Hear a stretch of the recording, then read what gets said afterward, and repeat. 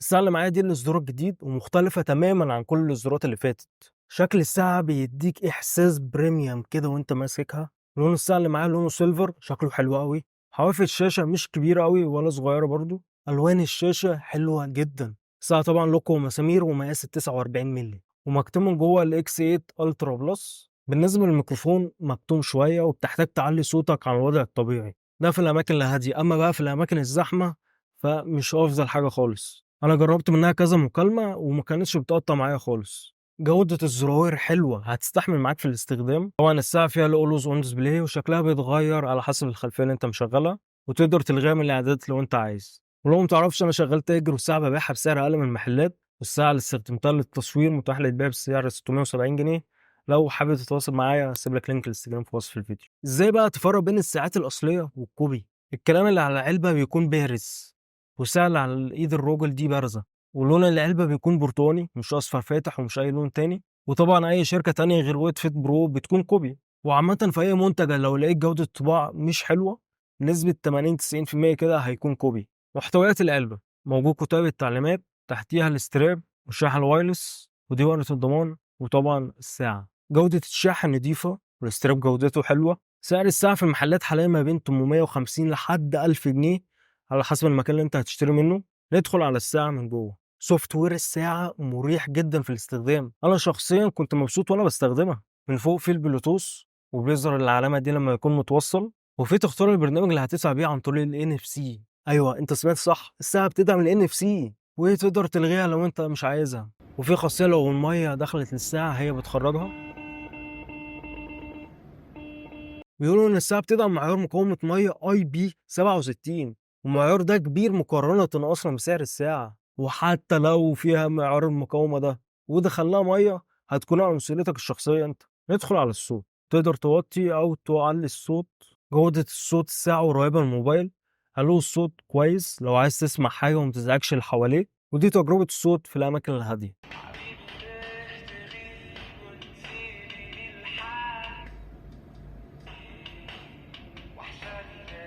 وموجود الميزة دي لفيديوهات الreels، تقدر تنقل ما بين الفيديوهات،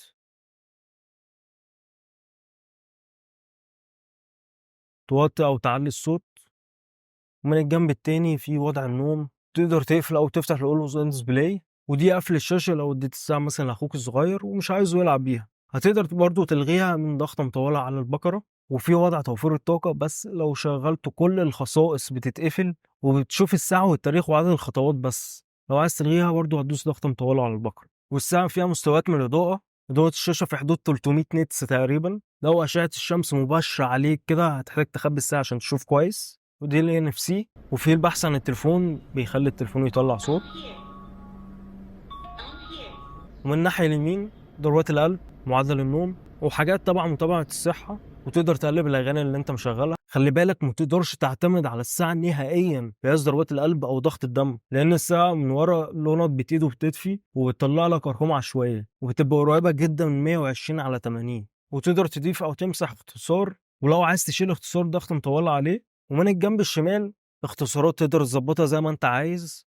الإشعارات اللي بتيجي على التليفون في نفس الوقت بتوصل للساعة. الساعة بتشحن في حدود ساعة ونُص ساعتين، وبتفضل معاك لحد 3 أيام لو أنت استخدامك بسيط، ويوم، يوم ونُص كده لو أنت بتستخدمها كتير أوي. ولازمًا تشحن الساعة بشحن أقل من 2 أمبير أو من اللاب أو من الكمبيوتر، عشان البطارية بس ما تبوظش مع الوقت. ومكتوب على ضهر العلبة إنها لازمًا تتشحن بأقل من 2 أمبير. في حاجة بقى أنا لاحظتها، لو سِبت الساعة فترة هي بتقفل لوحدها، فدي ميزة حلوة عشان تحافظ على البطارية. والساعة من جوّه في 3 أشكال قوائم تقدر تغيّر ما بينهم عن طريق تكتين على البكرة. موجود كل الاختصارات اللي موجودة من برّه، زائد المكالمات، مساعد جوجل، وموجود App Store. وفي اختصارات تانية من الtools، موجود التقويم، الآلة الحاسبة. لو عايز تضبّط تايمر موجود stop watch، ومنبه برضه بيعمل vibration بس ما بيعملش أي صوت. وفي صوت النجدة.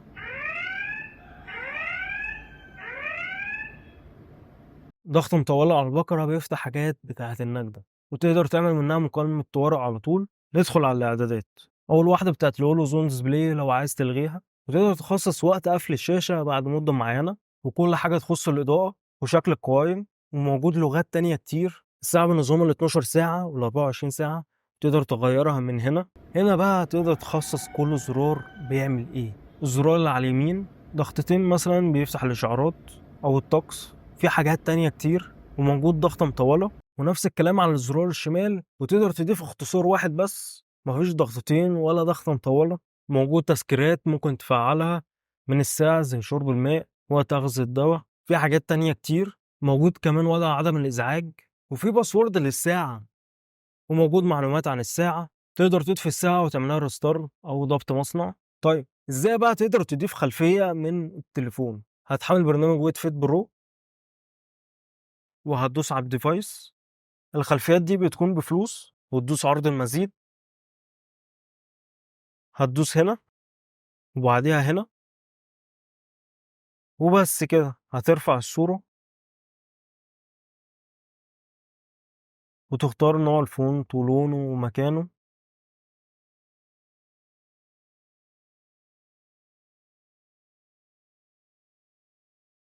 2000 years later. وبس كده. لو عجبك الفيديو متنساش تعمل لايك واشتراك. اشوفكوا الفيديو الجاي.